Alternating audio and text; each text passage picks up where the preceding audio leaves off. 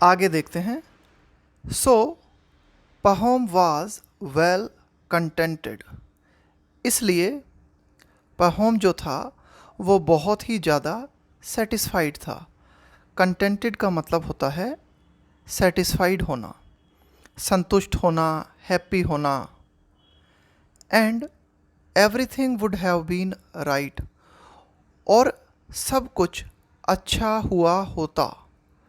If the neighbouring pageants, यानी कि यदि पड़ोस के जो किसान थे, यानी कि पहोम के पड़ोस के जो किसान थे, would only not have ट्रेसपास्ड। Trespass का मतलब होता है अतिक्रमण करना। जैसे किसी की ज़मीन है, आप उसमें बिना पूछे घुस जाते हो, इसको बोलते हैं ट्रेसपास करना। ऑन हिज कॉर्नफील्ड्स, मक्के के खेत, एंड मेडोस, चरागाह। अब देखो ये भी कंडीशनल सेंटेंस है। Everything would have been right, सब कुछ बेहतर हुआ होता, सब कुछ अच्छा रहा होता, यदि पहोम के जो पड़ोसी किसान थे वे पहोम के कॉर्नफील्ड और पहोम के मेडोस में ट्रेसपास नहीं करते। यानी कि इन किसानों ने अगर पहोम के कॉर्नफील्ड्स और मेडोस में ट्रेसपास नहीं किया होता तो सब कुछ ठीक हुआ होता। तो ट्रेसपास का मतलब ध्यान रखना कि भाई किसी की सीमा है, किसी का क्षेत्र है, आप उसमें जो है बिना पूछे घुस जाते हो, बिना परमिशन के घुस जाते हो।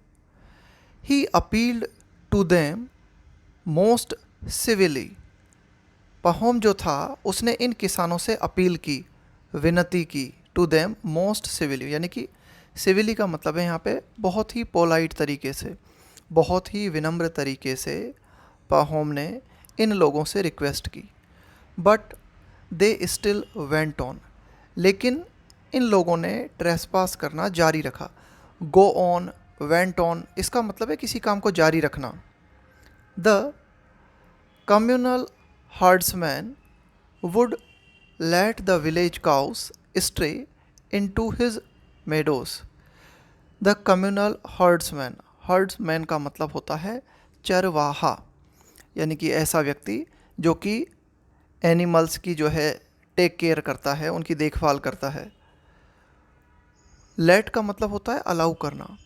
The village cows, stray, stray का मतलब होता है एक तरह से घूमना, भटकना। इनटू हिज मेडोस, तो कहने का मतलब ये है कि कम्युनिटी के जो चरवाहे थे वे क्या करते, गांव की जो गायें थी उन्हें पहोम के खेतों में या पहोम के चरागाह में छोड़ देते, भटकने देते। Then horses from the night pasture would get among his corn. और फिर क्या होता कि जो घोड़े थे from the night pasture, night pasture का मतलब होता है ऐसे खेत या ऐसे चरागाह जहाँ पर जानवर रात को चर सकते हैं। तो घोड़े जो कि रात में खेतों में चर रहे होते थे वे जो है उसके खेत में घुस जाते। देखो वुड का प्रयोग जो है ना कई तरह से किया जाता है, तो यहाँ पे वुड का प्रयोग किस तरह से किया गया है कि भाई कभी ऐसा हो जाता, कभी ऐसा हो जाता था। तो यहाँ पर क्या है कि कभी हर्ड्समैन जो है, जो गायें थी उन्हें पहोम के खेतों में जो है चरने के लिए छोड़ देते, और कभी रात में घोड़े जो थे वे पहोम के खेतों में घुस जाते। पहोम टर्न्ड देम आउट। अब देखो यहाँ पे एक फ्रेजल वर्ब आई है, टर्न समवन आउट। इसका मतलब होता है to force someone to leave, यानी कि किसी को एक तरह से भगा देना, ज़बरदस्ती करके भगा देना। अगेन एंड अगेन, तो पहोम ने क्या किया, बार बार जो है इन्हें भगाया।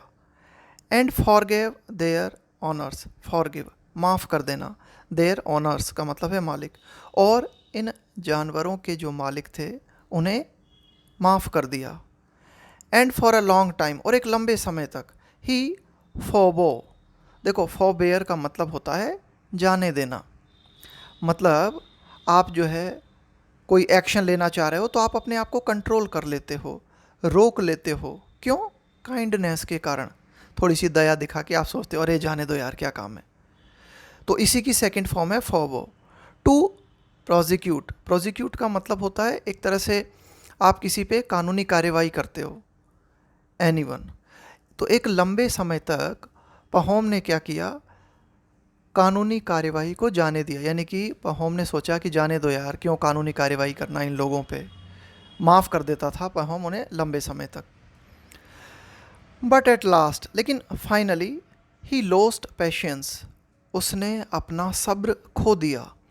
And complained to the district court, और उसने इन जानवरों के बारे में और इन चरवाहों के बारे में डिस्ट्रिक्ट कोर्ट में कंप्लेंट कर दी। ही न्यू, वह जानता था, it was the pageants want of land. Want of land का मतलब होता है भूमि की कमी, ज़मीन की कमी। भाई पहोम के खेतों में जो जानवर घुस जाते थे उसका मुख्य कारण क्या था? पहोम जानता था कि इसका मुख्य कारण क्या है, कि जो किसान हैं उनके पास लैंड की कमी है। And no evil intent, intent का मतलब हो गया इरादा, ईविल यानी बुरा, on their part, on their part का मतलब हुआ उनकी तरफ से, यानी कि जो किसान थे उनकी तरफ से पहोम के प्रति कोई गलत इरादा नहीं था। That caused the trouble, caused the trouble यानी कि पहोम को जो परेशानी हो रही थी, जो ट्रबल हो रही थी, वो ट्रबल पहुंचाने का अन्य किसानों का कोई इरादा नहीं था। ज़मीन की कमी थी जिसके कारण वे जो जानवर थे या मवेशी थे वे पहोम के खेतों में घुस जाते थे। बट ही थॉट, लेकिन फिर पहोम ने सोचा,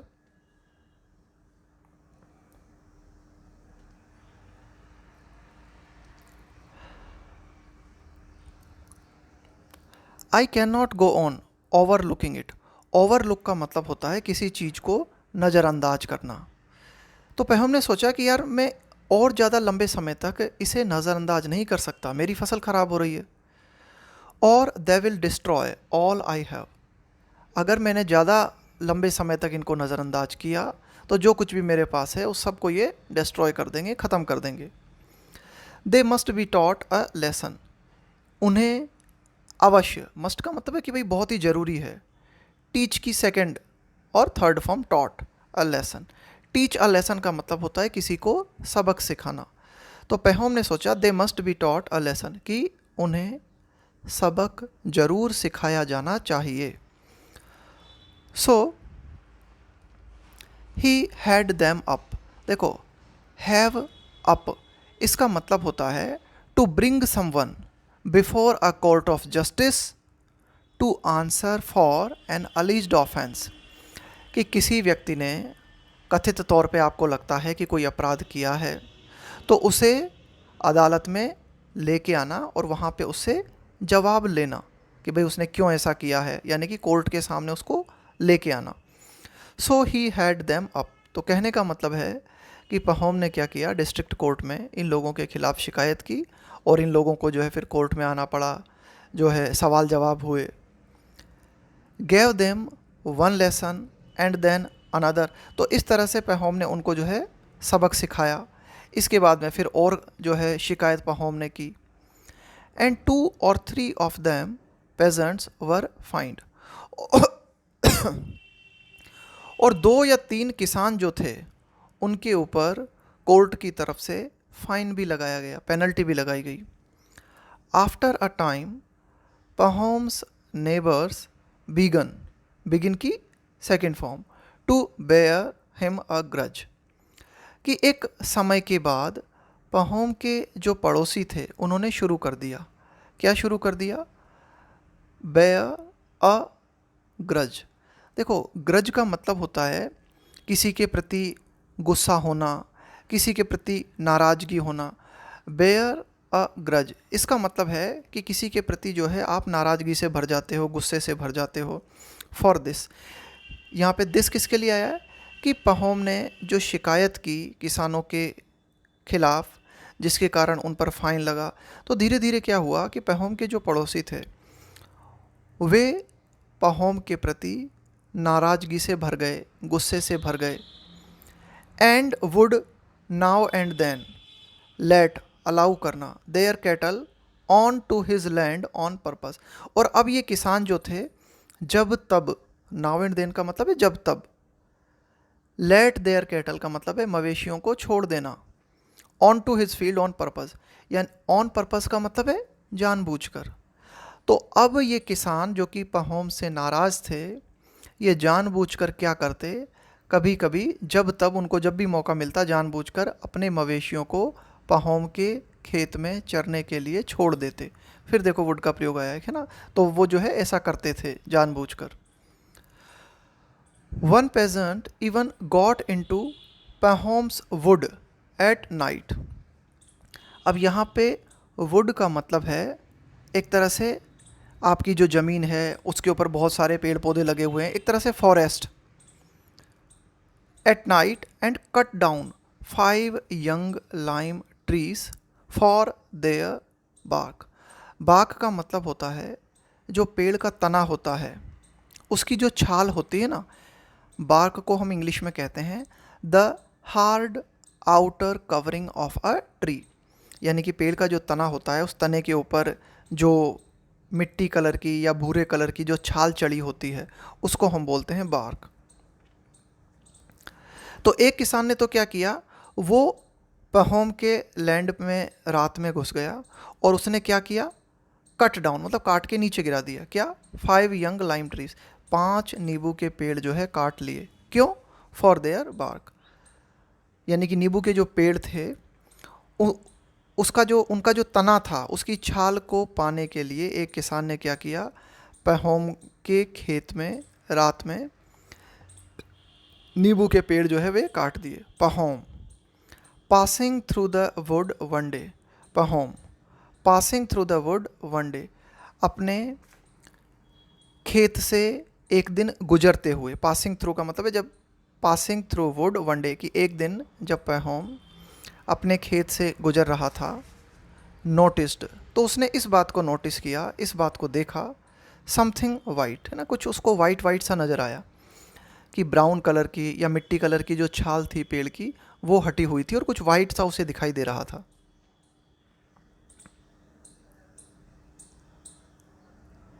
इसके बाद क्या हुआ, ही केम नियरर, यानी कि पहोम जो था वो और पास आया। एंड सा, और देखा उसने, पहोम ने क्या, द स्ट्रिप्ड। स्ट्रिप का मतलब होता है रिमूव कर देना, कि किसी चीज़ की कवरिंग है, कोई परत चढ़ी हुई है, उस परत को हटा देना, रिमूव को, या आउटर लेयर है, उस आउटर लेयर को हटा देना। ट्रंक का मतलब होता है तना। लाइंग का मतलब है पड़ा हुआ, जैसे कोई ज़मीन पे पड़ा हुआ है, ऑन द ग्राउंड। तो पहोम जब पास आया तो उसने देखा कि तना, जिसकी आउटर कवरिंग जो है हटी हुई थी, वो तना, यानी कि कई तने थे, ट्रंक्स थे, वो ज़मीन पे पड़े हुए थे। एंड क्लोज बाय, और ये जो तने ज़मीन पे पड़े हुए थे उनके बिल्कुल पास में, स्टूड द स्टम्प्स। स्टंप का मतलब होता है ठूंठ। जैसे आपने पेड़ के तने को काट दिया तो नीचे जो स्ट्रक्चर बच जाता है ना, ठूंठ सा, उसको बोलते हैं ठूंठ, ठूंठ बोलते हैं उसको। Where the trees had been, कि जहाँ पर पेड़ हुआ करते थे, पहले जहाँ पेड़ थे वहाँ अब ठूंठ बचे हुए थे। ये पहोम ने देखा। तो ये देख के पहोम वाज फ्यूरियस। फ्यूरियस का मतलब होता है बहुत ही ज़्यादा गुस्से से भर जाना, एक्सट्रीमली एंग्री। तो ये देख के पहोम जो है बहुत ही ज़्यादा गुस्से से भर गया। इफ़, अब देखो ये फिर यहाँ पे कंडीशनल सेंटेंस है, एक तरफ आएगा इसमें हैड और एक तरफ आएगा वुड हैव और वर्ब की third form. If he had only cut one here and there it would have been bad enough, कि जिस किसान ने भी ये हरकत की है, अगर उसने एक आध पेड़ जो है यहाँ या वहाँ काट लिया होता तो ये ही अपने आप में बहुत बुरा हुआ होता। पहोम ने ये सोचा कि मान लो एक पेड़ यहाँ काट दिया, दूसरा पेड़ थोड़ी दूर पे काट दिया, तो ये भी बहुत बुरी हरकत थी। लेकिन इस दुष्ट किसान ने क्या किया है, थॉट पहोम, ऐसा पहोम ने सोचा।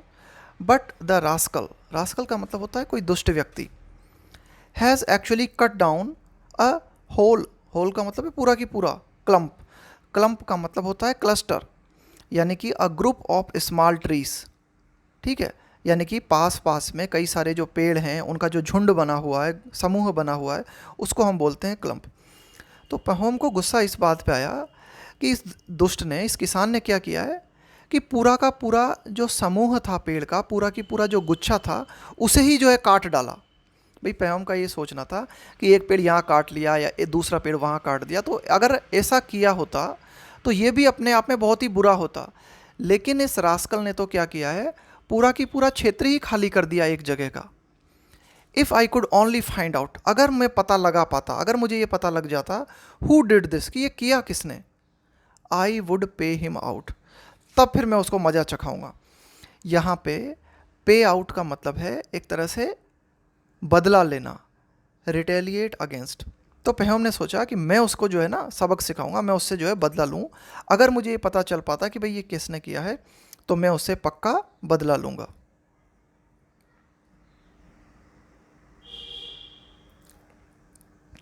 He racked he racked his brains as to who it could be। अब देखो, रैक वंस ब्रेन, इसका मतलब, रेक का मतलब होता है छान मारना, और जब हम बोलते हैं ना रैक वंस ब्रेन, इसका मतलब होता है कि आप जो है लगातार सोच रहे हो, कुछ याद करने की कोशिश कर रहे हो, कोई समस्या जो है उसे सॉल्व करने की कोशिश कर रहे हो, उसको हम बोलते हैं रैक वंस ब्रेन। तो पहोम ने पूरा दिमाग लगाया, अपने दिमाग में बार बार याद करने की कोशिश की कि भाई ये कौन हो सकता है, as to who it could be, कि ये कौन हो सकता है। बी का मतलब है होना। फाइनली ही डिसाइडेड, कि अंततः पहोम ने डिसाइड किया, इट मस्ट बी साइमन। अब देखो यहाँ पे ये जो मस्ट का प्रयोग किया गया है ना, तो ये मस्ट का प्रयोग है लॉजिकल कंक्लूज़न के लिए। कई प्रयोग होते हैं मस्ट के, उनमें एक प्रयोग होता है लॉजिकल कंक्लूज़न, कि आप जो है तर्क संगत रूप से कोई निष्कर्ष निकालते हो। तो पहोम ने सोच विचार करने के बाद में ये निष्कर्ष निकाला कि अरे ये यार साइमन ही होगा, no one else could have done it, इसके अलावा कोई और ये काम कर ही नहीं सकता था। पहोम ने ऐसा सोचा। So he went to Simon's homestead, तो पहोम जो है गया कहाँ पर, साइमन के घर पे। होमस्टेड का मतलब होता है एक house, specially a farm house, कि जहाँ आप रहते हो और वहीं आपका खेत भी होता है, उसको हम बोलते हैं homestead. To have a look around, have a look around, इसका मतलब होता है कि भाई आप जो है किसी जगह पे जाते हो, है ना, वहाँ पर कुछ देखने के लिए।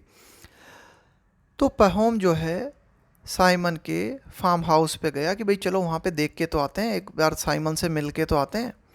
बट ही फाउंड नथिंग, लेकिन वहाँ उसे कुछ नहीं मिला।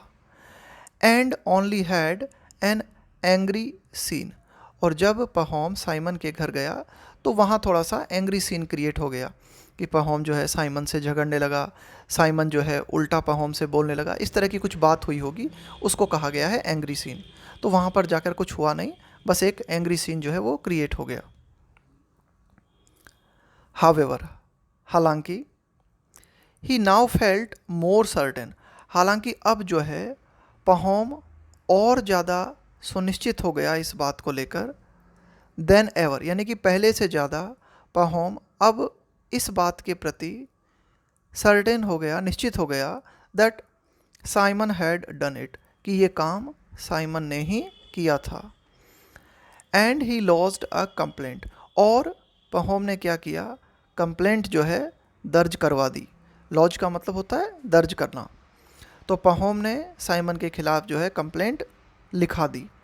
साइमन वाज समन्ड, समन का मतलब होता है बुलाना, जैसे कोर्ट के ऑर्डर के माध्यम से किसी को बुलाया जाए तो उसको बोलते हैं समन। तो साइमन वाज समन्ड, जब साइमन के खिलाफ पहोम ने कंप्लेंट दर्ज करा दी तो साइमन को जो है बुलाया गया। The case was tried, tried का मतलब होता है ट्रायल, ट्रायल का मतलब होता है सुनवाई, कि अदालत में पक्ष और विपक्ष दोनों को बुलाया जाता है, सवाल जवाब होते हैं, तो ये जो पूरी प्रक्रिया होती है इसको हम बोलते हैं ट्रायल। तो द केस वाज ट्राइड, यानी कि जो पूरा मामला था पहोम और साइमन का, इसकी सुनवाई हुई। एंड रीट्राइड, फिर से सुनवाई हुई। And at the end of it, और फाइनली क्या हुआ, and at the end of it all Simon was acquitted. Acquit का मतलब होता है किसी को जो है छोड़ देना, कि भाई कोई व्यक्ति जो है एक तरह से निर्दोष पाया गया और उसको आपने छोड़ दिया, उसको बोलते हैं अक्विट कर देना, छोड़ देना। फाइनली क्या हुआ, इस केस में सुनवाई हुई और साइमन को छोड़ दिया गया। देयर बीइंग, बीइंग का मतलब है होना, नो एविडेंस अगेंस्ट हिम, यानी कि सुनवाई के दौरान ये पाया गया कि साइमन के खिलाफ कोई एविडेंस या प्रमाण नहीं थे। Pahom felt still more aggrieved, aggrieved का मतलब होता है आहत होना किसी चीज़ से, असंतुष्ट होना किसी चीज़ से। तो जब साइमन निर्दोष साबित हुआ तो पहोम जो है और ज़्यादा असंतुष्ट हुआ इस बात को लेकर, कि पहोम को और ज़्यादा दुख हुआ। And let his anger loose upon, देखो let once anger loose upon someone या समबडी, तो इसका मतलब होता है कि भाई आप क्या करते हो कि एक तरह से अलाउ कर देते हो उसको। क्या अलाउ किया पहोम ने, कि अपना गुस्सा जो है, वो अपना गुस्सा पहोम ने जो एल्डर और जो जजेस थे, यहाँ पे देखो द एल्डर एंड द जजेस से मतलब है कि भाई जैसे पंच होते हैं, न्याय करने वाले लोग होते हैं, रेस्पेक्टेड लोग होते हैं जिन्होंने इस केस की सुनवाई की थी, तो उन पर पहोम जो है गुस्सा करने लगा। लेट का मतलब हुआ अलाउ करना, कि अपने गुस्से को पहोम जो है, जो जजेस थे, जो रेस्पेक्टेड व्यक्ति थे जिन्होंने इस केस की सुनवाई की थी, उन पर पहोम जो है गुस्सा करने लगा। अपने गुस्से को पहोम ने इन लोगों के ऊपर उतारा। क्या कहा पहोम ने, you let thieves grease your palms, देखो ग्रीस समवंस पाम्स, तो ग्रीस वंस पाम या ग्रीस समवंस पाम, इसका मतलब होता है किसी को रिश्वत देना। लेट का मतलब अलाउ करना, कि तुम जो है चोर को छोड़ देते हो, तुम क्या करते हो, तुम रिश्वत लेके, you let thieves grease your palms, तुम ये अलाउ करते हो कि जो चोर हैं वो तुम्हें रिश्वत दे। Said he, if you were honest folk, अगर तुम ईमानदार व्यक्ति होते, फॉक का मतलब है यहाँ पे पीपल, योर सेल्फ, कि तुम स्वयं अगर ईमानदार व्यक्ति होते, you would not let a thief go free, तो तुम एक चोर को फ्री नहीं होने देते। ऐसा उसको, लेट का मतलब फिर से अलाउ करना। अब ये भी कंडीशनल सेंटेंस है। तो पहोम ने क्या कहा कि भाई तुम जो है ना चोरों को ये अलाउ करते हो कि वे तुम्हें रिश्वत दें, अगर तुम ईमानदार व्यक्ति होते, तुम स्वयं अगर ईमानदार व्यक्ति होते, तो तुम एक चोर को फ्री नहीं होने देते, तुम ये अलाउ नहीं करते कि कोई चोर जो है बिना सजा पाए निकल जाए। तो पहोम क्या था, बहुत ज़्यादा गुस्से में था, तो इस तरह से वह उल्टा जजेस के खिलाफ ही अनाप शनाप बोलने लगा। सो पहोम क्वारल्ड विथ द जजेस, तो इस तरह से पहोम जो है क्वारल के साथ में आता है विद प्रपोजिशन, विद द जजेस एंड विद हिज नेबर्स। तो इस तरह से जो पहोम था वह अपने पड़ोसियों से और जजेस से ही झगड़ने लगा। Threats to burn his building began to be uttered, इस तरह की धमकियाँ। टू बर्न हिज बिल्डिंग, कि पहोम की जो बिल्डिंग है उसको जला दिया जाएगा, इस तरह की धमकियाँ जो हैं शुरू हो गई। टू बी अटर्ड, देखो ये क्या है, पैसिव स्ट्रक्चर है। अटर का मतलब होता है कहना, टू बी अटर्ड का मतलब है कही जाने लगी। पहोम की जो बिल्डिंग थी उसको जला देने की धमकियाँ जो हैं वो दी जाने लगी या कही जाने लगी। इस तरह से दो, यद्यपि पहोम हैड मोर लैंड, कि पहोम के पास हालांकि और भी ज़्यादा ज़मीन थी। His place in the commune was much worse than before, Pahom का जो स्थान था कम्युनिटी में, वह पहले से भी ज़्यादा कमज़ोर पड़ गया। देखो बैड का मतलब होता है बुरा, और वर्स का मतलब होता है और भी बुरा, बदतर। तो पहोम की जो स्थिति थी पूरी कम्युनिटी में, यानी कि हर व्यक्ति का एक स्थान होता है समाज में, तो वो जो स्थान था उस दर्जे में पहोम के स्थान में जो है कमी आई। पहोम से जो है एक तरह से सब थोड़ी जो है ज़्यादा नफरत करने लगे। His place in the commune was much worse than before, पहले की तुलना में अब पहोम का जो स्थान था अपनी कम्युनिटी में या इस पूरे समुदाय में वो थोड़ा कम हो गया। अबाउट दिस टाइम, इसी समय के लगभग अ र्यूमर गॉट अबाउट, र्यूमर का मतलब हो गया अफवाह, और गेट अबाउट क्या है, एक तरह की फ्रेजल वर्ब है। जब हम बोलते हैं ना कि कोई न्यूज़ है या कोई इन्फॉर्मेशन है, उसके संबंध में हम कहते हैं कि कोई न्यूज़ जो है गेट्स अबाउट, तो इसका मतलब होता है a lot of people here about it, कि कई सारे लोग उस न्यूज़ के बारे में सुनते हैं। दैट, तो एक अफवाह जो है सुनने में आई, कई लोगों ने एक अफवाह जो है सुनी, क्या, that many people were moving to new parts, कि कई किसान या कई लोग जो हैं वे नए क्षेत्रों की तरफ, नई ज़मीन की तरफ जो है मूव कर रहे थे, जा रहे थे। इस तरह की बात जो है सुनी गई।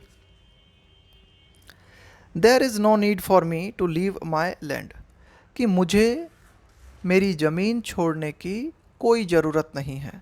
थॉट पहोम, ऐसा पहोम ने सोचा। बट लेकिन some of the others might leave our village, लेकिन कुछ लोग जो हैं उनकी संभावना है। देखो, माइट का प्रयोग करते हैं हम थोड़ी वीक पॉसिबिलिटी के लिए, थोड़ी स्ट्रॉन्ग पॉसिबिलिटी है तो हम यूज़ करते हैं मे का, थोड़ी वीक पॉसिबिलिटी है तो हम यूज़ करते हैं माइट का। Leave our village and then there would be, would का एक प्रयोग होता है इमेजिनेशन को दिखाने के लिए, कि कोई चीज़ जो कि अनरियल है उसको व्यक्त करने के लिए, उसे दिखाने के लिए भी हम वुड का प्रयोग करते हैं। Would be more room for us, तो पहोम ने क्या सोचा कि हमारे विलेज से भी कुछ लोग जो है इस जगह को छोड़ के दूसरी जगह जा सकते हैं, और अगर ऐसा होता है तो there would be more room for us, तो हमारे लिए और ज़्यादा जगह यहाँ पे होगी, और ज़्यादा ज़मीन होगी, उस ज़मीन को हम खरीद सकते हैं। यहाँ पे रूम का मतलब है स्पेस, ज़मीन। I would take over their land myself, कि मैं स्वयं उनकी जो ज़मीन होगी उसको टेक ओवर कर लूँगा, उसको जो है ख़रीद लूँगा। And make my state a bit bigger, bit का मतलब होता है थोड़ा, और मेरी जो प्रॉपर्टी है, यहाँ पे स्टेट का मतलब है कि भाई आपकी जो प्रॉपर्टी है अ बिट बिगर, और अपनी प्रॉपर्टी को थोड़ा और बड़ा कर लूँगा। I could then live more at ease, देखो एट ईज़ का मतलब होता है और ज़्यादा रिलैक्स्ड, और ज़्यादा शांतिपूर्ण तरीके से, और ज़्यादा आरामदायक ढंग से। तो मैं जब उन लोगों की ज़मीन खरीद लूँगा तब मैं और ज़्यादा आराम से रह सकता हूँ। I could then live more at ease. As it is, I am still, as it is का मतलब है वर्तमान परिस्थितियों की अगर हम बात करें, वर्तमान कंडीशन की अगर हम बात करें, I am still too cramped to be comfortable. Cramped होने का मतलब होता है कि कोई जगह आवश्यकता से ज़्यादा छोटी है, यानी कि अनकम्फर्टेबली स्मॉल, कोई जगह बहुत ही छोटी है। आई एम स्टिल, कि मैं अभी भी कंफर्टेबल नहीं हूँ, यानी कि कंफर्टेबल होने के लिए मुझे और थोड़ी ज़्यादा ज़मीन चाहिए। अभी भी मैं जो है अपने आप को क्रैम्प्ड महसूस करता हूँ, ऐसा लगता है कि मेरे पास आवश्यकता से कम ज़मीन है। वन डे, एक दिन क्या हुआ, पहोम वाज सिटिंग एट होम, कि पहोम जो है अपने घर पे बैठा हुआ था।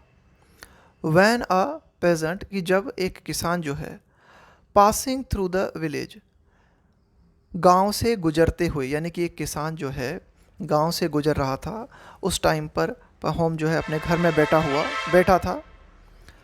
तो when a peasant happened to call him, happen का मतलब होता है घटित होना, कोई घटना का घटित होना, और कॉल इन का मतलब होता है कि भाई कोई जो है आपको थोड़ी देर के लिए विजिट करे, उसको हम बोलते हैं कॉल इन। तो एक बार क्या हुआ कि भाई पहोम जो है अपने घर पे जो है बैठा हुआ था, और उसी टाइम पे क्या हुआ कि एक किसान का आना हुआ, ये इसका मतलब हो जाएगा कि एक किसान जो कि गांव से गुजर रहा था, पहोम के गांव से गुजर रहा था, हैपन्ड टू कॉल हिम, उसका वहाँ पर जो है थोड़ी सी देर के लिए विजिट करना हुआ। तो ध्यान रखना, कॉल इनका मतलब हो जाएगा कि make a short visit somewhere, कि किसी जगह पे आप थोड़ी देर के लिए जाते हो। He was allowed to stay the night, Pahom ने अलाउ किया, स्टे का मतलब है रुकना, ठहरना, टू स्टे द नाइट, कि पहोम ने उसे रात रुकना अलाउ किया, कि भाई वो रात जो है रुक सकता है। And supper was given him, supper का मतलब है यहाँ पे रात का भोजन, और उस किसान को पहोम के द्वारा रात का भोजन जो है वो दिया गया। Pahom had a talk with the peasant. अब देखो यहाँ पे एक चीज़ देखना, टॉक का मतलब क्या होता है, बातचीत करना, वर्ब है ये। लेकिन इसके आगे हम जब अ आर्टिकल लगा देते हैं ना, कुछ वर्ब्स होती हैं ऐसी जिनके आगे हम अ आर्टिकल का प्रयोग करते हैं और वो वर्ब जो है वो नाउन फॉर्म ले लेती है। तो Pahom had a talk with this peasant, तो पहोम ने इस किसान के साथ जो है बातचीत की। एंड आस्क्ड हिम, और इस किसान से पूछा, वेयर ही केम फ्रॉम, कि ये किसान जो है कहाँ से आया है। द स्ट्रेंजर आंसर्ड, तो ये जो स्ट्रेंजर व्यक्ति था पहोम के लिए, ये स्ट्रेंजर का मतलब होता है अजनबी, तो पहोम के लिए तो अजनबी था ना ये व्यक्ति, ये किसान पहली बार आया था। तो the stranger answered that he came from beyond the Volga, Volga एक नदी का नाम है। बियॉन्ड द वोल्गा का मतलब है उस वोल्गा नदी के पार। तो उस स्ट्रेंजर किसान ने बताया कि वह वोल्गा नदी के पार से आया है। Where he had been working, जहाँ पर कि वह काम कर रहा था। तो उस किसान ने कहा कि भाई मैं वोल्गा नदी के और ज़्यादा पीछे से आया हूँ, बहुत दूर में रहता हूँ, वहाँ पे मैं जो है काम कर रहा था, वहाँ से मैं आया हूँ। One word led to another, देखो लीड की सेकंड और थर्ड फॉर्म होती है लेड। लीड का एक मतलब होता है कारण होना, कि कोई घटना है या कोई बात है वो होती है तो उसका कारण क्या है। One word led to another, अब दो व्यक्ति हैं, बात कर रहे हैं, आप कुछ कहते हो और उसी से जुड़ी हुई फिर मैं दूसरी बात कहता हूँ, फिर उसी से जुड़ी हुई आप तीसरी बात कहते हो। तो यही यहाँ पे कहा गया है कि one word led to another, कि किसी ने एक शब्द कहा फिर उसी शब्द से दूसरा शब्द जुड़ गया, किसी ने कोई वाक्य कहा उससे दूसरा वाक्य जुड़ गया, तो इस तरह से जो है बातचीत होती चली गई। And the man went on, पहले भी आया था वेंट ऑन, गो ऑन, इसका मतलब होता है जारी रखना। टू से, और ये जो स्ट्रेंजर व्यक्ति था उसने ये कहना जारी रखा दैट, कि many people were settling in those parts, तो इस व्यक्ति ने क्या कहा कि कई लोग जो है जिस क्षेत्र से मैं आया हूँ उस क्षेत्र में सेटल हो रहे हैं। He told how some people from his village had settled there, इस अजनबी किसान ने बताया कि कैसे कुछ लोग उसके गांव से दूसरी जगह पे जाके या वहाँ जाकर जो है सेटल हो गए। They had joined the commune there, और जब उसके गांव के लोग दूसरी जगह पे जाके सेटल हो गए तो वहाँ पे जाके उन्होंने क्या किया, कम्यून को ज्वाइन कर लिया। कम्यून का मतलब होता है कि बहुत सारे लोग एक जगह पर कम्युनिटी के रूप में रहते हैं। एंड हैड हैड, अब देखो यहाँ पे एक हैड तो है हेल्पिंग वर्ब के रूप में और एक हैड है वर्ब की थर्ड फॉर्म के रूप में। तो वर्ब की थर्ड फॉर्म के रूप में हैड का हम प्रयोग करते हैं ना, हैव, हैड, हैड, जब कोई चीज़ आपके पास होती है, कोई पोजेसन आपके पास है, जैसे आप कह सकते हो I have a car, I have a pen. 25 acres per man granted them, granted का मतलब है यहाँ पे दी गई, प्रदान की गई, ग्रांट का मतलब होता है देना। तो कुल मिला के ये लोग जिन्होंने कम्यून ज्वाइन किया तो उनको जो है 25 एकड़ पर आदमी के हिसाब से ज़मीन जो है दी गई।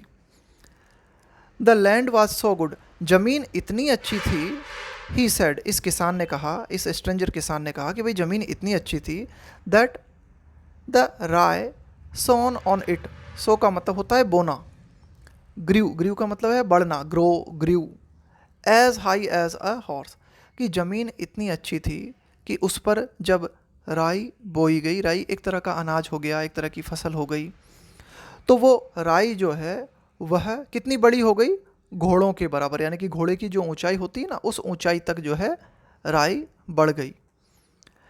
एंड सो थिक, और ये जो राई थी वो इतनी मोटी थी that 5 cuts of a sickle, sickle का मतलब क्या होता है, गांव में जिसको हम दरांती बोलते हैं ना, दांतड़ी बोलते हैं या हंसिया बोलते हैं, कि आपने क्या किया, अपना हंसिया लिया और उससे 5 कट लगाए और 5 कट से ही एक शीफ बन गई।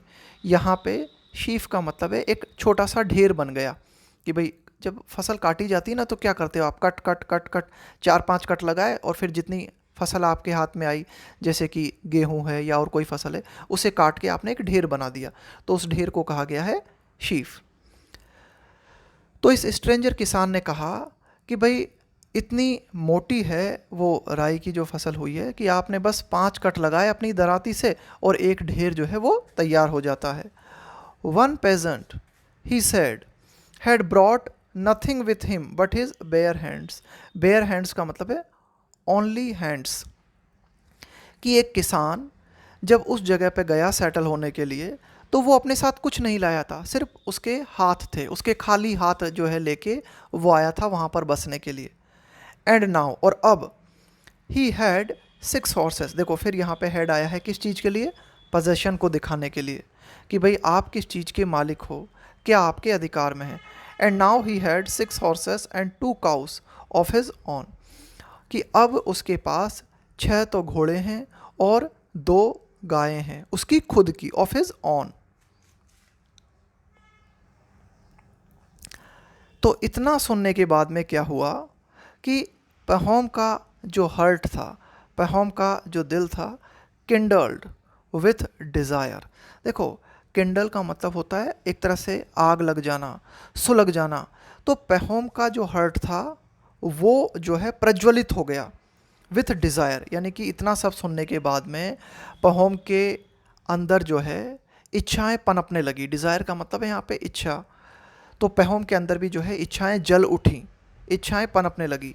ही थॉट, उसने सोचा, why should I suffer in this narrow hall, कि मुझे इस छोटी सी जगह में, यहाँ पे नैरो हॉल आया है कि भाई छोटा सा, एक छोटी सी ये जो जगह है, जरा सी मेरे पास भूमि है, यहाँ मैं क्यों झेल रहा हूँ। सफ़र का मतलब होता है झेलना, भुगतना, कि मैं यहाँ क्यों परेशान हो रहा हूँ। If one can live so well elsewhere, कि यदि कोई व्यक्ति किसी अन्य जगह पर इतनी अच्छी तरीके से रह सकता है तो मैं यहाँ पर क्यों जो है परेशान हो रहा हूँ, ये पहौम ने सोचा। I will sell my land and my homestead here, तो मैं क्या करूँगा, मैं जो है अपनी ज़मीन और ये जो मेरा फार्म हाउस बना हुआ है यहाँ पर, इसको बेच दूँगा। एंड विथ द मनी, और जो पैसा आएगा, I will start afresh over there, उस पैसे से मैं वहाँ जाकर एक नई शुरुआत करूँगा। एंड गेट एवरीथिंग न्यू, और सब कुछ जो है नया बना लूँगा, सब कुछ नया खरीद दूँगा, सब कुछ नया बसा लूँगा।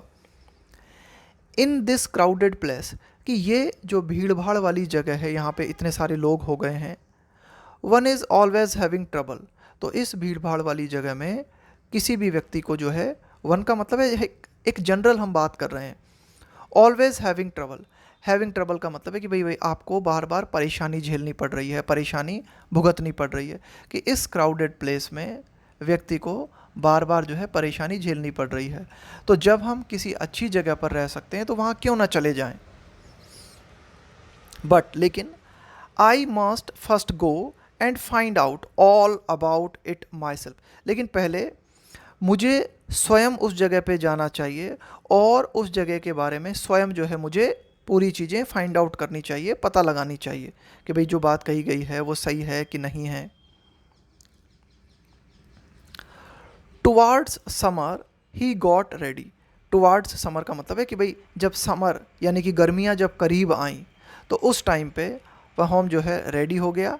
एंड स्टार्टेड, और उस जगह पर, जिस जगह के बारे में स्ट्रेंजर किसान ने बताया था, वहाँ जो है पहौम चलने के लिए तैयार हो गया।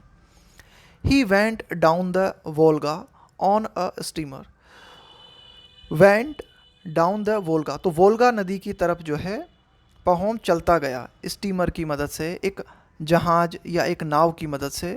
टू समारा, तो सबसे पहले तो पहोम जो है समारा पहुंचा।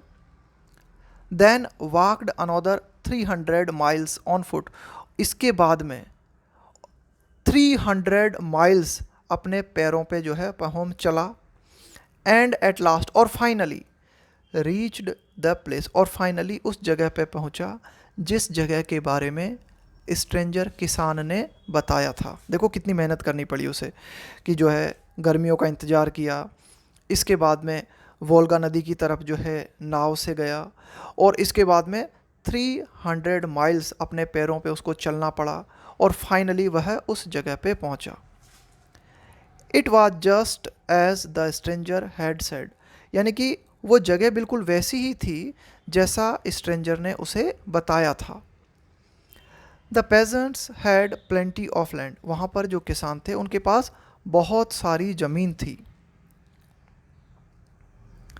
Every man had 25 acres of communal land given him for his use, यानी कि प्रत्येक व्यक्ति के पास 25 एकड़ ज़मीन कम्युनल लैंड यानी कि कम्युनल लैंड जो होती है ना, कि भाई आपने क्या किया, एक कम्यून बसाया, और फिर आपने क्या किया, जो है आपकी ज़मीन जो है उस कम्यून की कम्युनल लैंड हुई, और उस कम्युनल लैंड में से प्रत्येक व्यक्ति को यूज़ के लिए 25 एकड़ ज़मीन दी गई थी, है ना। ये सब कुछ पहोम ने अपनी आँखों से देखा।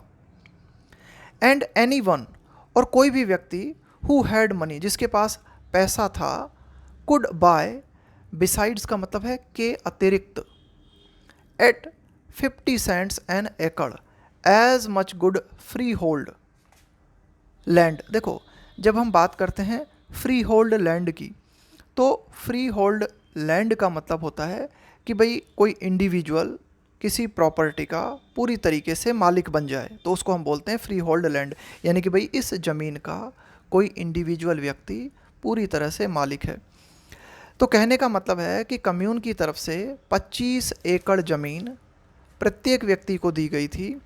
इसके अतिरिक्त कोई भी व्यक्ति ज़मीन खरीद सकता था, किस हिसाब से, 50 सेंट्स एन एकड़, यानी कि एक एकड़ का क्या था दाम, 25 सेंट। एज मच, और कितनी खरीद सकता था, एज मच हम लगा रहे हैं उतनी, as much good freehold land as he wanted, यानी कि जितनी वह चाहता था, जितनी फ्री होल्ड लैंड कोई भी व्यक्ति चाहता था वह अपने पैसे से खरीद सकता था, और दाम क्या था, 50 सेंट्स एन एकड़, यानी कि एक तरह से बहुत ही सस्ती। हैविंग फाउंड, देखो हैविंग के साथ में वर्ब की थर्ड फॉर्म, कि ऐसा पाने के बाद, जब उसको ये पता चला, having found out all he wished to know, यानी कि फाइंड आउट का मतलब है पता लगा लिया, having found out all he wished to know, यानी कि जो कुछ भी पहोम को जानने की इच्छा थी वो जान लेने के बाद, Pahom return home as autumn came on, Pahom जो है अपने घर लौट आया, और उसी टाइम पे क्या हुआ, पतझड़ का मौसम भी आ गया था। एंड बीगन, और पहोम ने क्या किया, शुरू कर दिया, क्या शुरू कर दिया पहोम ने, and began selling of his belongings, कि पहोम के पास जो कुछ भी था, बिलोंगिंग्स का मतलब है कि भाई आपके पास जो कुछ भी है उन सब को कहेंगे बिलोंगिंग्स, आपके कपड़े हैं, आपके पास अन्य चीज़ें हैं, जो भी सामान है, तो उन सब को पहोम ने क्या किया, बेचना शुरू कर दिया। ही sold his land at a profit, कि पहोम ने क्या किया, अपने ज़मीन को प्रॉफिट पे बेच दिया। Sold his homestead and all his cattle, उसने अपने फार्म हाउस को भी बेच दिया, और उसके पास जितने भी मवेशी थे, जितने भी जानवर थे, उनको भी बेच दिया। एंड विड्रू, विड्रॉ का मतलब होता है वापस ले लेना, from membership of the commune, और जिस कम्यून का वो मेंबर था वहाँ से उसने अपनी मेंबरशिप को वापस ले लिया।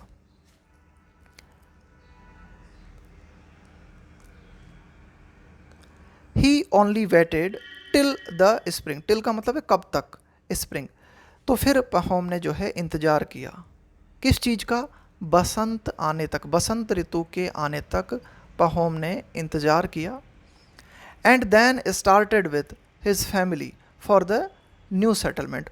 और इसके बाद में पहोम ने अपने परिवार के साथ में जो है मूव करना शुरू कर दिया नए सेटलमेंट के लिए, नई जगह पर बसने के लिए पहोम जो है अपनी फैमिली के साथ निकल पड़ा।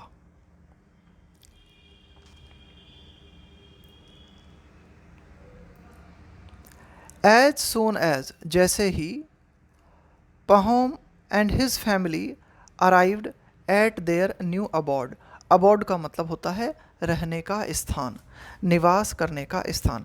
कि जैसे ही पहोम और उसका परिवार अपने नए रहने के स्थान पे पहुँचे, he applied for admission into the commune of a large village.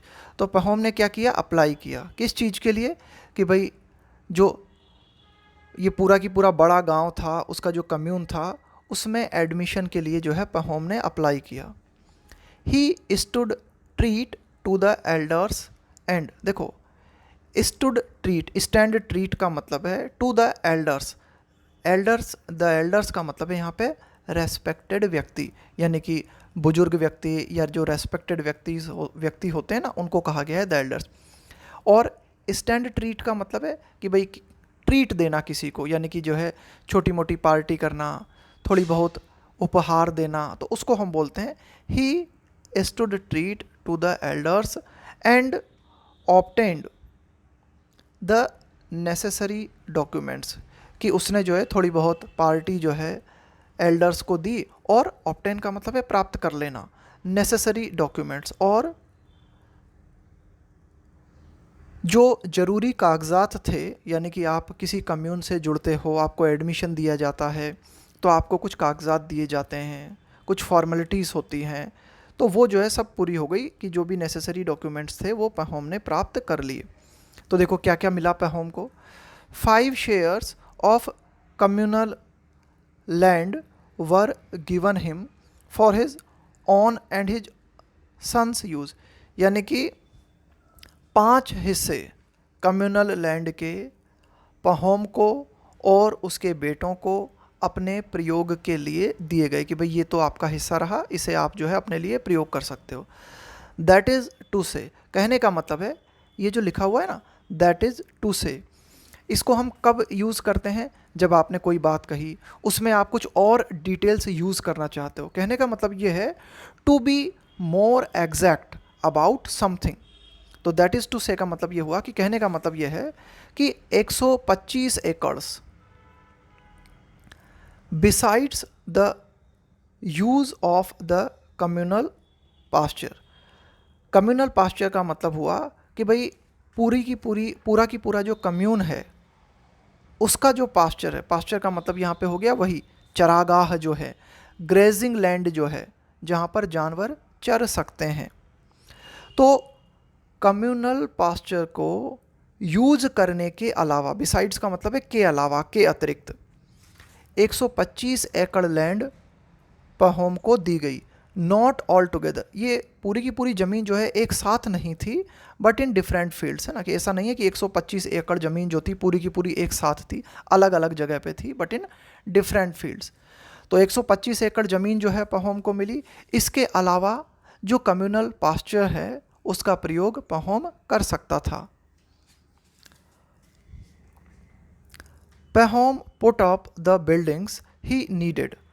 Put up का मतलब होता है निर्मित करना, कि जिन बिल्डिंग्स की रहने के लिए, यानी कि रहने के लिए बिल्डिंग्स की पहोम को ज़रूरत थी, तो इसको पहोम ने जो है निर्मित किया जितनी उसे ज़रूरत थी। एंड बॉट कैटल, और उसने क्या किया, जानवर खरीदे, मवेशी खरीदे।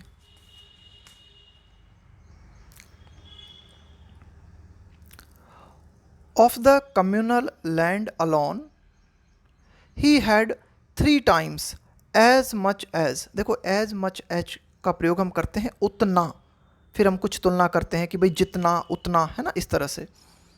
Eight his former home, farmer का मतलब है पहले वाला घर।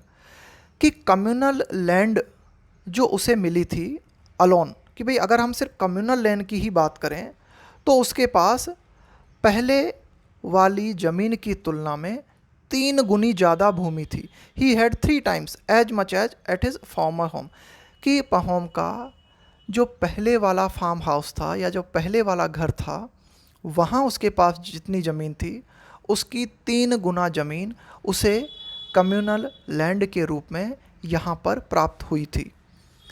And the land was good corn land, और ये जो ज़मीन उसे मिली थी यहाँ पे, ये बहुत ही अच्छी कॉर्न लैंड थी, यानी कि यहाँ पर मक्का की खेती बहुत ही बेहतरीन होती थी। He was 10 times better off then he had been, अब वह 10 गुना ज़्यादा बेहतर हालत में था। देन ही हैड बीन यानी कि पहले जो उसकी हालत थी उससे अब वह 10 गुना ज़्यादा बेहतर हालत में था। He had plenty of arable land and pasturage, अब उसके पास में बहुत ही ज़्यादा मात्रा में अरबल लैंड, देखो अरबल का मतलब होता है कि ऐसी ज़मीन जो कि क्रॉप्स को उगाने के लिए बहुत ही अच्छी होती है, यानी कि फसल को उगाने के लिए जो ज़मीन बहुत ही अच्छी होती है उसको हम बोलते हैं अरबल लैंड। पास्चरेज यानी कि ऐसी ज़मीन जिसका प्रयोग चरागाह के रूप में किया जाता है। लैंड यूज्ड फॉर पास्चर, तो कहने का मतलब यह है कि अब पहोम के पास बहुत ही अच्छी, बहुत ही ज़्यादा ज़मीन थी, बहुत ही अच्छी ज़मीन थी फसल उगाने के लिए, और उसके पास पर्याप्त मात्रा में चरागाह थे। And could keep as many head of cattle as he liked, और अपनी पसंद के अनुसार जितने कैटल वो चाहता था उतने रख सकता था, है ना। पहोम अब इस कंडीशन में था, इस स्थिति में था कि वह जितने जानवर चाहता था, as many head of cattle का मतलब है कि भाई जितने भी मवेशी उसे चाहिए उतने वह रख सकता था अपनी पसंद के अनुसार। इस स्थिति में अब यहाँ पर पहोम था। एट फर्स्ट, शुरुआत में। In the bustle of building and settling down, bustle का मतलब होता है busy activity, building and settling down, यानी कि शुरुआत में वह अपनी बिल्डिंग बना रहा था, तो जो बिजी एक्टिविटी मतलब काफ़ी ज़्यादा वो बिजी रहा, सेटल हो रहा था। सेटलिंग डाउन का मतलब है किसी जगह आप बस रहे हो। Pahom was pleased with it all, कि शुरुआत में पहोम जब बिल्डिंग बना रहा था, सेटल हो रहा था, तो इन सब से वो जो है बेहद खुश था। प्लीज़ के साथ में आता है विथ प्रेपोजिशन, और प्लीज्ड का मतलब क्या होता है कि आप किसी चीज़ से बेहद खुश हो। But when he got used to it, देखो गेट यूज्ड टू समथिंग, इसका मतलब है आपको किसी चीज़ की आदत हो जाती है, आप किसी चीज़ के अभ्यस्त हो जाते हो, आदी हो जाना। He began to think that even here he had not enough land, तो शुरू शुरू में तो पहोम बहुत खुश हुआ, लेकिन जब उसे इन सब चीज़ों की आदत हो गई, इन सब चीज़ों का जब वो यूज्ड टू हो गया, तो वह ये सोचने लगा, he began to think that even, कि यहाँ भी उसके पास पर्याप्त ज़मीन नहीं थी, ऐसा उसे लगने लगा। द फर्स्ट ईयर ही सोड wheat on his share of the communal land, कि पहले साल उसने क्या किया, अपने कम्युनल लैंड पर उसने क्या किया, उसका जो हिस्सा था कम्युनल लैंड का, उस पर उसने सो का मतलब यहाँ पे बोना, व्हीट, तो सबसे पहले उसने क्या किया, कम्युनल लैंड के अपने हिस्से पर गेहूं की बुवाई की। And had a good crop, और उसको फसल भी अच्छी मिली, अच्छी फसल जो है उसे मिली। He wanted to go on sowing wheat, वो लगातार जो है व्हीट बोना चाहता था। But had not enough communal land, लेकिन उसके पास पर्याप्त कम्युनल लैंड नहीं था फॉर द पर्पस, इस पर्पस के लिए, यानी कि गेहूं और भी ज़्यादा पहोम जो है बोना चाहता था, लेकिन उतना उसके पास कम्युनल लैंड नहीं था। And what he had already used was not available, और जितनी ज़मीन उसके पास थी जिसका उसने यूज़ कर लिया था, अब वो उपलब्ध नहीं थी। फॉर, देखो फॉर का प्रयोग किस चीज़ के लिए करते हैं हम, रीज़न बताने के लिए भी करते हैं, कारण बताने के लिए भी करते हैं किसी चीज़ का। फॉर इन दोज पार्ट्स, यानी कि वह जो क्षेत्र था, वहाँ जो ज़मीन थी, wheat is sown only on virgin soil और ऑन फैलो लैंड। देखो, दो शब्द आए हैं यहाँ पे, एक है वर्जिन सॉइल और दूसरा है फैलो लैंड। देखो, वर्जिन सॉइल का मतलब हुआ कि ऐसी ज़मीन जिसको अभी कल्टीवेट नहीं किया गया है, एक बार भी जिसे कल्टीवेट नहीं किया गया है, उसको हम बोलेंगे वर्जिन सॉइल। फैलो लैंड का मतलब क्या होता है? फैलो लैंड का मतलब होता है कि आपने ज़मीन को कुछ लंबे समय के लिए, जैसे कि साल, 2 साल, 3 साल के लिए आपने छोड़ दिया, जब तक कि उस पर घास नहीं उग जाती, तो उसको बोलते हैं फैलो लैंड। कि fallow land is not planted with crops, कि फैलो लैंड में फसल नहीं उगाई जाती, उसे ऐसे ही छोड़ दिया जाता है ताकि मिट्टी की जो क्वालिटी है वो इम्प्रूव हो सके, उसको हम बोलते हैं फैलो लैंड। तो जिस क्षेत्र में पहोम था, वहाँ पर वीट जो है वो या तो सिर्फ वर्जिन सॉइल पे बोया जाता था या फिर फैलो लैंड पे बोया जाता था, कि यार आपने एक बार फसल उगा ली, इसके बाद में आप जो है लंबे समय तक वेट करो। कितना इंतज़ार करो आप? जब तक कि वो जो ज़मीन है उस पर घास फूस उग जाए, इसके बाद में उस पर दोबारा से आप जो है गेहूं की खेती कर सकते हो। It is sown for 1 or 2 years and then the land lies. देखो, लाई का मतलब यहाँ पे पड़े रहना, फैलो टिल, तो ध्यान रखना, फैलो का मतलब ये हुआ, फैलो लैंड उस लैंड को बोलते हैं जिस पर फसल नहीं उगाई जाती है, कुछ समय के लिए उसे ऐसे ही छोड़ दिया जाता है ताकि सॉइल की जो क्वालिटी है वो इम्प्रूव हो सके। तो जिस क्षेत्र में पहोम था वहाँ पर क्या किया जाता था कि गेहूं को 1 या 2 साल जो है बोया जाता था। इसके बाद में जो ज़मीन है वह फैलो पड़ी रहती थी, कब तक? Till it is again overgrown. Overgrown का मतलब है यहाँ पे कवर्ड, कि कोई ज़मीन है वो पूरी तरह से प्लांट से कवर हो गई है ना, एक तरह से, तो उसको बोलेंगे ओवरग्रोन। विथ प्रेयरी ग्रास, ये एक तरह की घास का नाम है, उसको कहा गया है प्रेयरी ग्रास, ठीक है। तो ज़मीन को तब तक जो है फैलो छोड़ दिया जाता था जब तक कि वह फिर से पूरी तरीके से प्रेयरी घास से ना भर जाए, कवर्ड ना हो जाए।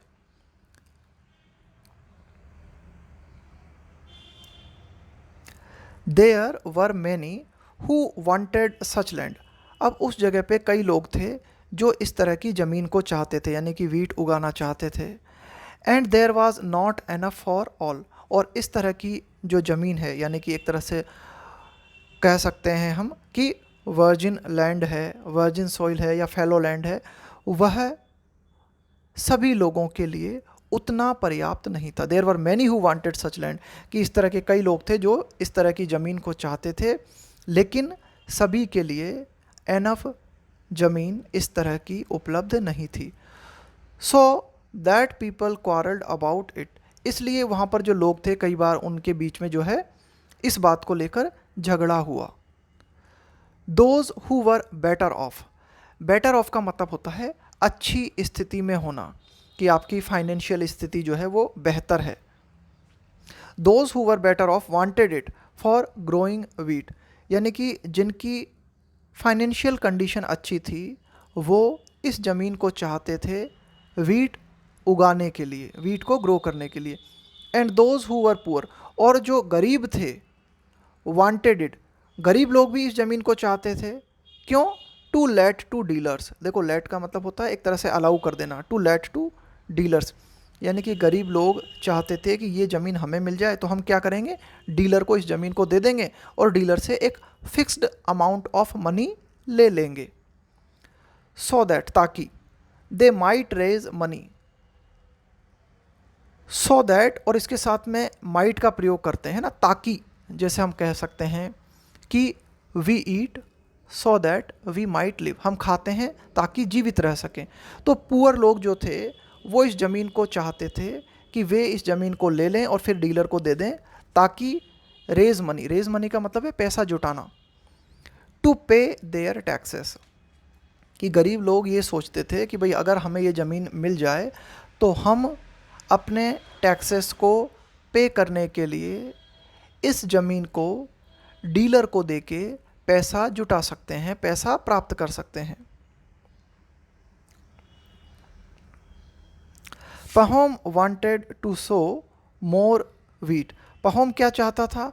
और ज़्यादा गेहूँ जो है वह बोना चाहता था। So he rented land from a dealer for a year. इसलिए पहोम ने क्या किया?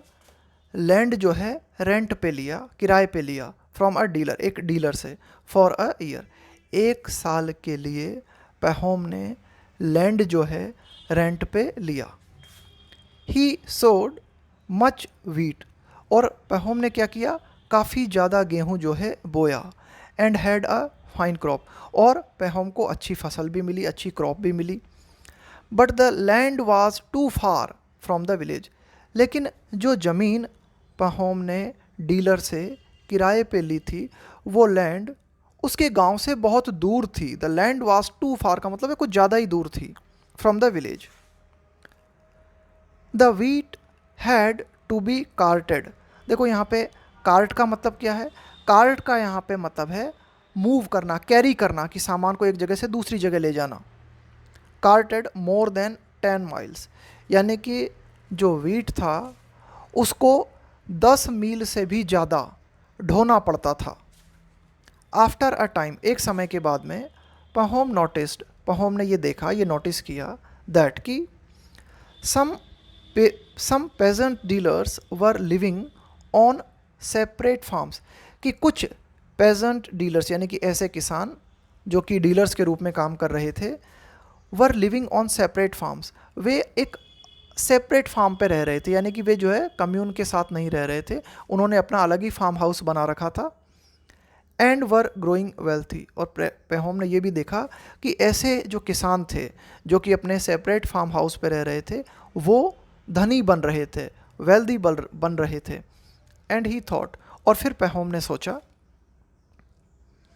इफ़ आई वर, देखो आई के साथ में वर का प्रयोग है ना, ये भी एक कंडीशनल सेंटेंस को या एक इमेजिनेशन को दिखाने के लिए हम इसका प्रयोग करते हैं। If I were to buy some freehold land. Freehold land का मतलब है ऐसा लैंड जिसके आप पूरी तरीके से मालिक हो, है ना, इस तरह की प्रॉपर्टी जिसके कि आप कंप्लीट ओनर हो, उसको हम बोलेंगे फ्री होल्ड लैंड, कि ओनरशिप पूरी की पूरी आपके हाथ में है। And have a home stayed on it, और होम स्टेड का मतलब हुआ कि भाई एक तरह से आपका घर हो गया, आपका एक तरह से फार्म हाउस हो गया। It would be a different thing all together. अब देखो पहोम ने क्या सोचा कि अगर मैं जो है फ्री होल्ड लैंड खरीद लूँ और वहीं उस फ्री होल्ड लैंड पे अपना फार्म हाउस बना लूँ, तो ये तो पूरी तरीके से अलग ही बात हो जाएगी। It would be a different thing all together, मतलब कंप्लीटली पूरी तरीके से एक अलग ही बात हो जाएगी कि अगर मैं स्वयं फ्री होल्ड लैंड खरीद लेता हूँ, उस पर अपना फार्म हाउस बना लेता हूँ, तो पूरी तरह से अलग ही मामला हो जाएगा। देन, तब, it would all be nice and compact, तब जो है बहुत अच्छा रहेगा, बहुत ही कॉम्पैक्ट रहेगा, मैं आसानी से चीज़ों को जो है मैनेज कर पाऊँगा बहुत ही अच्छी तरीके से। कॉम्पैक्ट का मतलब होता है कि भाई चीज़ें जो है ना बिल्कुल एकदम क्लोजली कनेक्टेड हैं पूरी तरीके से। तो पहोम ने यही सोचा कि भाई छोटी सी जगह में सब कुछ अच्छे से मैनेज हो जाएगा, मुझे जो है ऐसा नहीं करना पड़ेगा कि खेत जो है बहुत दूर हैं, वहाँ जा रहा हूँ, फिर फसल को जो है लेके आ रहा हूँ, तो ये सब चीज़ें बचेंगी। तो पहोम ने यही सोचा कि अपना एक फार्म हाउस बन जाए और उसी के चारों ओर जो है ज़मीन मिल जाए अच्छी सी, तो सब कुछ जो है नाइस और कॉम्पैक्ट हो जाएगा। The question of buying freehold land recurred to him again and again. देखो रेकर का मतलब होता है कि बार बार घटित होना, कि फ्री होल्ड लैंड को खरीदने का प्रश्न जो है उसके दिमाग में बार बार आया, बार बार उसने इस चीज़ को सोचा। He went on in the same way for 3 years। 3 सालों तक लगातार जैसा चल रहा था वैसा ही चलता रहा, है ना। गो ऑन का मतलब है कोई चीज़ जो है लगातार जारी है। In the same way for 3 years, कि 3 सालों तक लगातार वो जैसा चल रहा था वैसा ही करता रहा। क्या? Renting land and sowing wheat, कि वह लैंड जो है उसे रेंट पे लेता रहा और उस पर जो है गेहूँ बोता रहा। The seasons turned out well, कि जो सीज़न थे यानी कि फसल के जो सीज़न थे, टर्न्ड आउट, देखो टर्न आउट का मतलब होता है एक तरह से सामने आना, घटित होना। The seasons turn out well, यानी कि जब उसने फसल बोई, जिस सीज़न में उसने फसल बोई, तो बहुत ही सीज़न जो है बहुत ही अच्छा रहा। And the crops were good, और उसकी फसल जो थी वो भी बहुत ही अच्छी हुई। So that he began to lay money by. देखो, ले बाय इसका मतलब क्या होता है? ले बाय का मतलब है कि भाई आप क्या करते हो, उस चीज़ को सेव कर लेते हो, स्टोर कर लेते हो फ्यूचर यूज़ के लिए। तो पहौम जो है लगातार ज़मीन को किराए पे लेता रहा, गेहूँ बोता रहा, सीज़न जो है अच्छे साबित हुए, फसल अच्छी आई, और इस तरह से उसने क्या किया, मनी को अपने फ्यूचर यूज़ के लिए इकट्ठा करना शुरू कर दिया, सेव करना या एक तरफ रखना शुरू कर दिया। ही माइट हैव गॉन, देखो माइट हैव और वर्ब की थर्ड फॉर्म, क्या मतलब है यहाँ पे इसका? He might have gone on, go on का मतलब है जारी रखना। लिविंग कंटेंटेडली, देखो कंटेंटेडली का मतलब है क्या हुआ कि कंटेंटेड का मतलब होता है संतुष्ट होना, सेटिस्फाइड होना। तो ही माइट हैव गॉन, यानी कि इस बात की संभावना थी कि वो इसी तरह से संतुष्ट होते हुए जारी रख सकता था, यानी कि वो इसी तरह से जी सकता था। But he grew tired of, देखो ग्रो टायर्ड ऑफ इसका मतलब क्या हुआ? ग्रो टायर्ड ऑफ का मतलब हुआ कि किसी चीज़ से आप परेशान हो जाते हो, किसी चीज़ से आप थक जाते हो। Having to rent, having to do something, इसका मतलब है कोई चीज़ आपको करनी पड़ रही है। देखो, हैव टू का प्रयोग करते हैं ना हम कि भाई कोई चीज़ जो है वो आपको करनी पड़ रही है, आपको करनी पड़ती है। Having to rent other people's land every year, कि अन्य लोगों की जो ज़मीन थी उसे प्रत्येक साल उसे रेंट पे लेना पड़ रहा था। तो इस बात से पहौम जो है परेशान हो गया, थक गया। एंड हैविंग टू, और क्या करना पड़ रहा था उसे? And having to scramble for it, scramble का मतलब होता है to compete with other people for something. कोई जैसे मान लो ज़मीन है, वो बहुत कम मात्रा में है, और उसके साथ और उस ज़मीन के लिए आपको अन्य लोगों से संघर्ष करना पड़ रहा है, तो उसको हम बोलते हैं स्क्रैम्बल। स्क्रैम्बल का मतलब होता है कि कोई भी चीज़ जो कि कम मात्रा में है उसके लिए आपको कॉम्पीट करना पड़ता है, प्रतिस्पर्धा करनी पड़ती है। And having to scramble for it, तो पहौम इस बात से परेशान हो गया कि भाई उसे हर साल अन्य लोगों की ज़मीन जो है रेंट पे लेनी पड़ रही थी, और उस ज़मीन को लेने के लिए भी जो है उसे बहुत ज़्यादा कॉम्पीट करना पड़ रहा था। Wherever there was good land to be had, जहाँ कहीं भी अच्छी ज़मीन थी जिसे कोई रख सकता था, कोई किराए पे ले सकता था, द पेजेंट्स वुड रश, यहाँ पे रश का मतलब क्या है? भागना, एक तरह से जल्दबाजी करना। For it and it was taken up at once, तो किसान क्या करते थे कि भाई जहाँ कहीं भी ज़मीन किराए पर मिल रही थी तो वहाँ क्या करते थे, किसान जो है भागते थे उस ज़मीन को लेने के लिए। And it was taken up at once, at once का मतलब होता है इमीडिएटली, कि वह ज़मीन जो है इमीडिएटली तुरंत ही रेंट पर ले ली जाती थी, यानी कि बहुत ज़्यादा संघर्ष करना पड़ता था ज़मीन को रेंट पे पाने के लिए। सो दैट, अनलेस, अब यहाँ पे अनलेस किस चीज़ के लिए आया है? कंडीशन को दिखाने के लिए।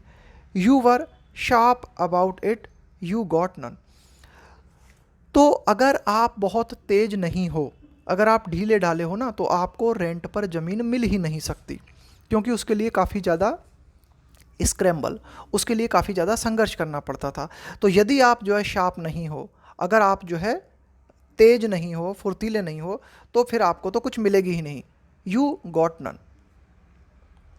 It happened in the third year that he and a dealer together, it happened का मतलब है घटित हुआ, कि तीसरे साल में ऐसा घटित हुआ कि ही एंड अ डीलर, कि पहौम ने और एक डीलर ने साथ में मिलके जो है rented a piece of pasture land from some peasants, कि कुछ किसानों से पहौम ने और एक डीलर ने क्या किया कि जो चरागाह था उसका एक हिस्सा जो है रेंट पे लिया। And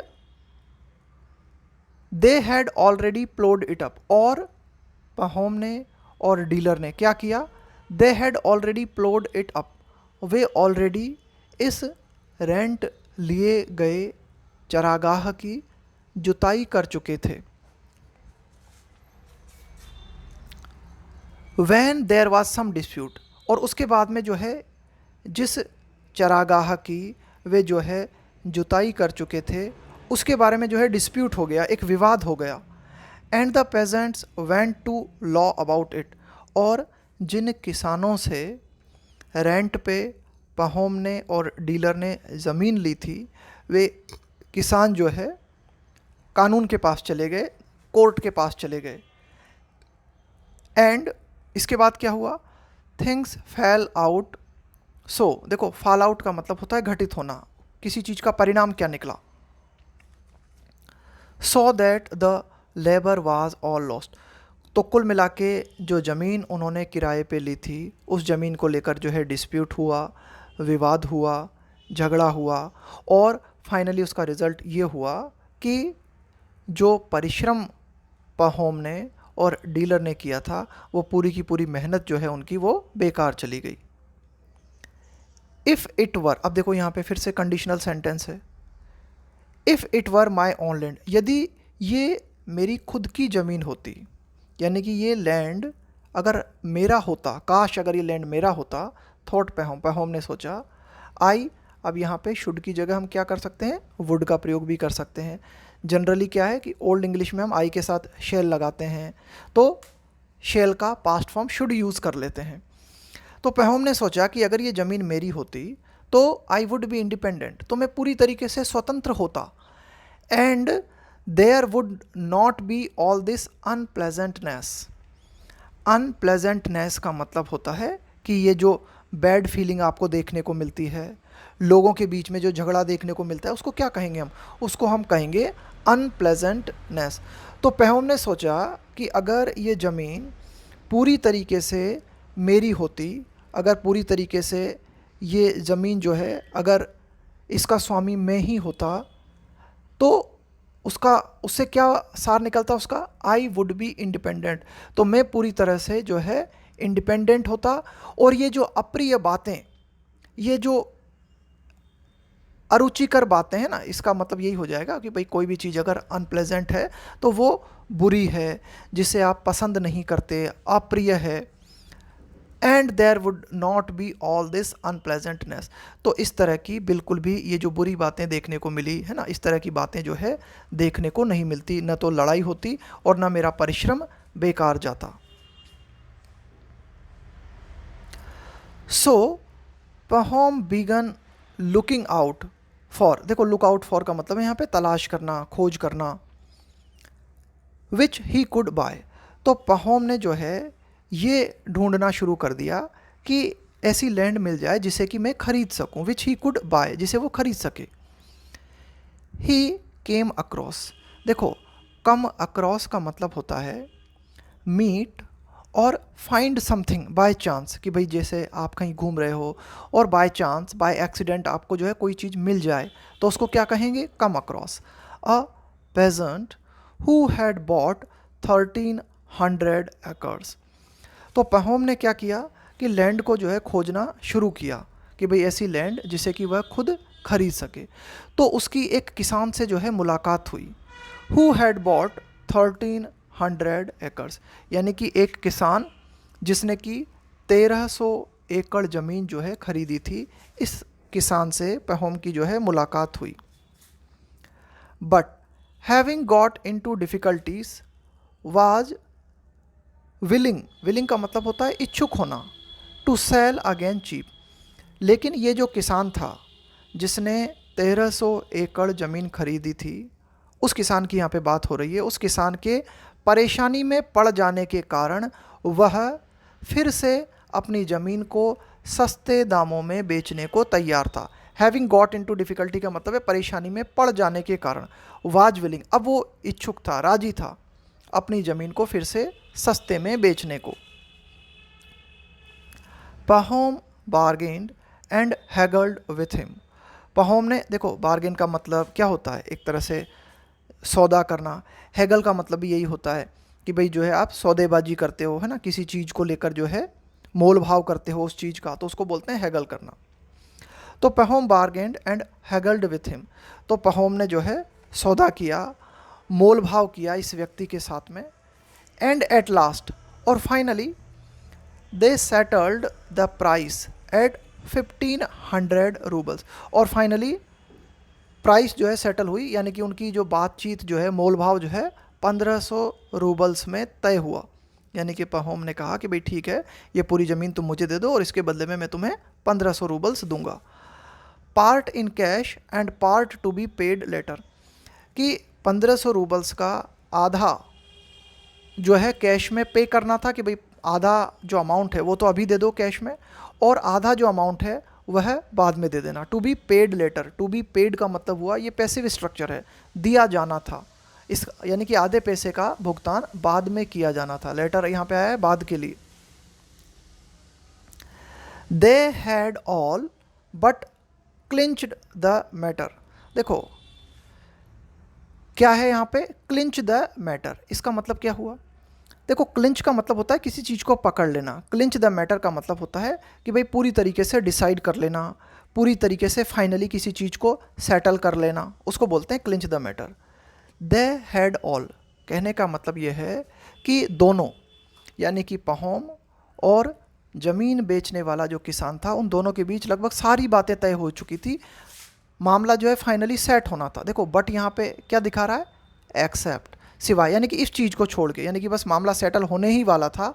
when a passing dealer happened to stop at Pahom's, देखो यहाँ पे पहोम्स का मतलब है पहोम का घर।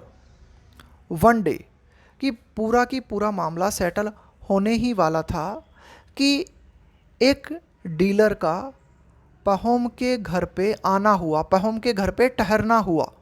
वैन अ पासिंग डीलर, की एक डीलर जो कि गुजर रहा था उसका पहोम के यहाँ पे आना हुआ।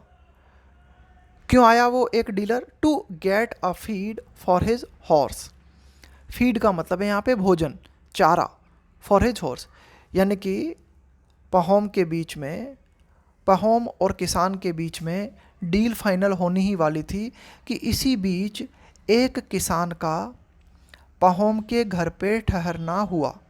क्यों ठहरा वो किसान, वो रुका थोड़ी देर के लिए ताकि अपने घोड़े के लिए पहोम से थोड़ा सा चारा ले सके, भोजन ले सके।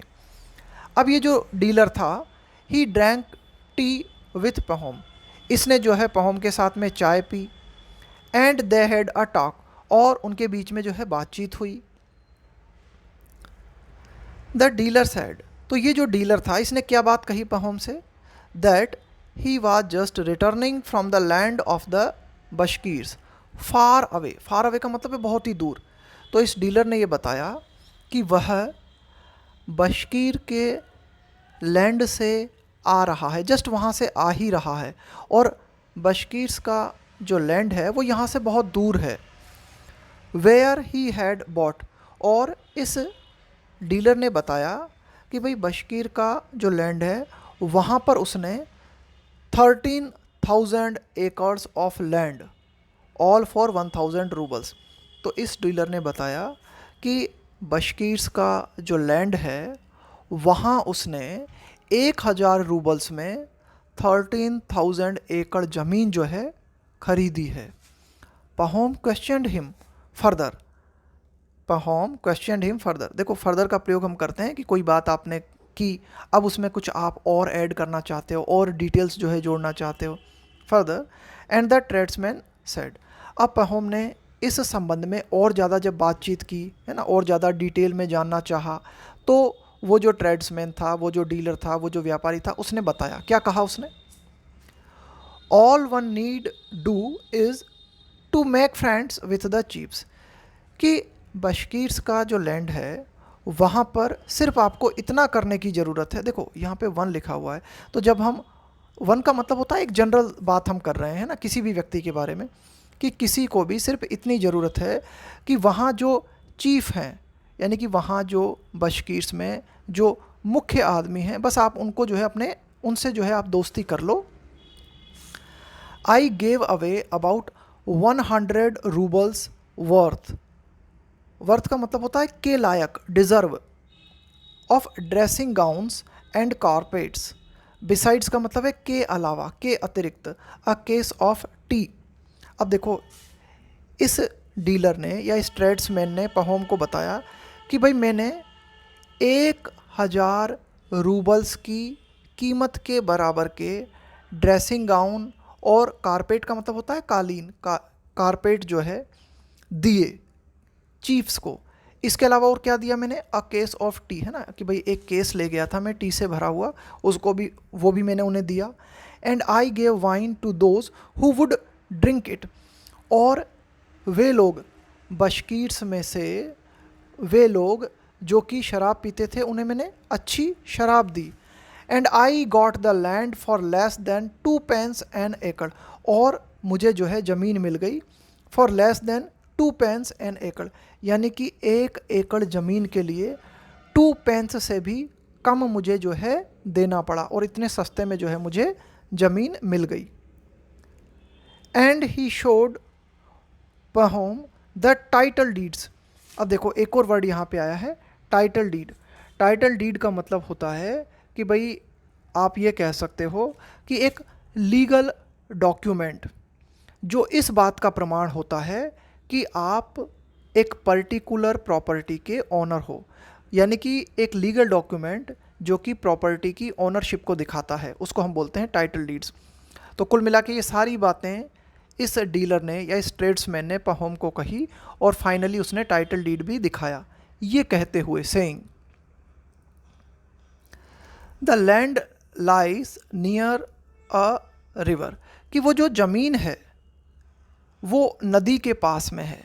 And the whole prairie is virgin soil, और वहाँ पर पूरी की पूरी ये जो प्रेयरी ग्रास है, प्रेयरी घास है, वह इज वर्जिन सॉइल, यानी कि पूरा की पूरा जो मैदान है वह क्या है, वर्जिन सॉइल है, यानी कि उस पर अनकल्टिवेटेड है वो लैंड, यानी कि आप जो है घास को हटा दोगे और जब पहली बार अपनी खेती करोगे, गेहूं की बुवाई करोगे या कुछ और बोओगे तो बहुत ही अच्छी फसल होगी, है ना, बिल्कुल वर्जिन सॉइल है।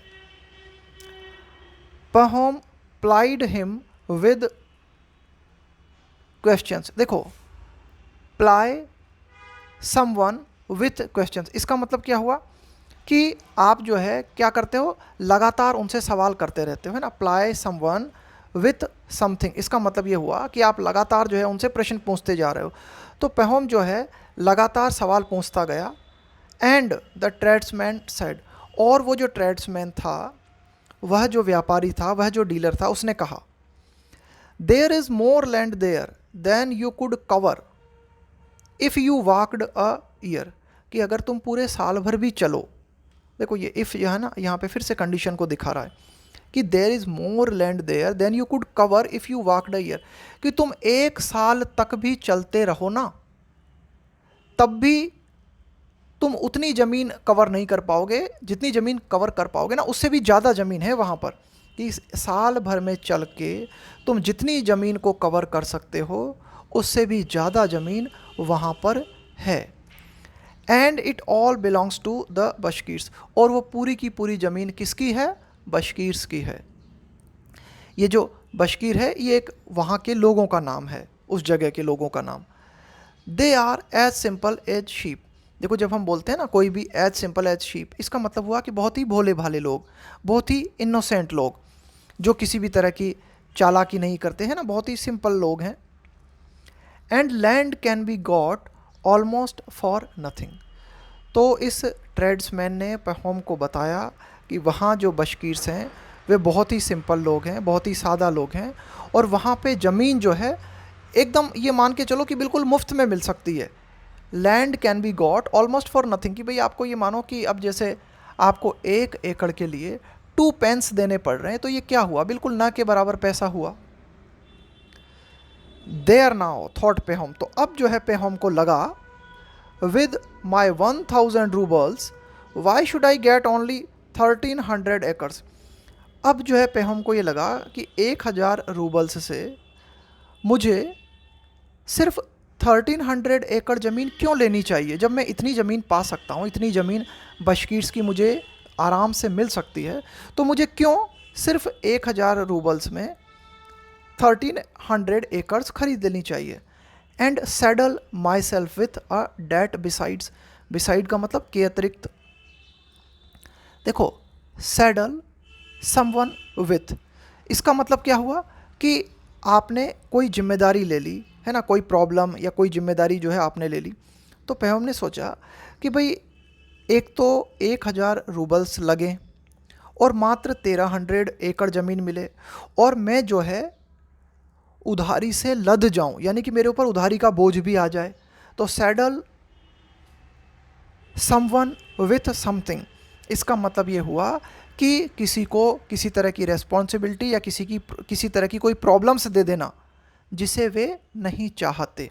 तो पेहोम ने यही सोचा कि यार बताओ, बिसाइड कि भाई एक तो जो है 1300, एक तो जो है मुझे 1300 एकड़ ज़मीन मिलेगी, 1300 एकड़ ज़मीन मिलेगी, 1000 रूबल्स देने पड़ेंगे, ऊपर से मुझे जो है उधारी का बोझ भी उठाना पड़ेगा। तो मैं ऐसा क्यों करूं, क्यों ना बशकीर्स की जो लैंड है वहाँ पे जाया जाए और वहाँ और ज़्यादा ज़मीन सस्ते दामों में प्राप्त की जाए। If I take it out there, अगर मैं ज़मीन को वहाँ पर जाके ख़रीदता हूँ, यानी कि बशकीर्स के पास जो ज़मीन है वहाँ अगर मैं ज़मीन लेता हूँ, I can get more than 10 times as much for the money. As much का मतलब होता है उतनी, फॉर द मनी, यानी कि वर्तमान में मेरे पास जो पैसा है ना, उसकी उस पैसे से मुझे 10 गुना अगर ज़मीन मिल सकती है तो क्यों ना 10 गुना ज़मीन ली जाए।